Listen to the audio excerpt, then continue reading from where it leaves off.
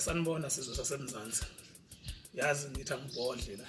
Ukhona nje into engangiphethe kahle futhi nje nginyanyisayo nje. Yazi umfana lo okuthiwa umthandeni. Kahle kahle. Angimazi ukuthi ngicabanga ukuthi ngiyini mina la kuye. Yabo. Umfana lo usukela ingane yami wayithuka.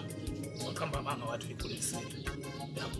Emva kwalokho omama abahlola lengane le bayithatha bayoyihlola befuna ukuthola isiqiniseko sokuthi lo dodo okhulunywayo lo mfana ukhona ngempela yini yabo babethola ukuthi awukho labo mama laba bavule icala wajika lo mfana lo wathi mina ungimvulele icala engiqhambela amanga ngangeke mina ngimvulele lo mfana icala ngalokho ngoba ngiyamazi ukuthi ingqondo yakhe isebenza kanjani lokho intangenakho lokho akanakho lesidalo yabo ngoba ngangazi ukuthi mangamvulela icala vele lizomudla ngoba uyekhuluma umbhedo lento ayekhuluma wayazi kahle naye ukuthi ayikho yabo so ngamyeka mina ngathi ngakhuluma nezinduna ngathi ngicela sicime leli cala leli singaqhubeki nalo ngoba ngibalekela ukuthi lengane le bengisenhlelweni zokuyemulisa yabo ngazi kahle ukuthi ngizothi mase ngiyemulisa lesehliwe icala ajika qamba manga ngathi ngiyemulisa ngeenkomo zakhe lo ngiyemulisa ngemali yakhe so isona sizathu sangenza ukuthi ngithi induneni aselikhansele leli cala yabo kodwa kahle hle ukube laqhubeka lanzulu umodla ngoba wazi kahle ukuthi wayekhuluma umbhedo eqambala ingane yamamanga ngoba efuna ukuhlambalaza mina yabo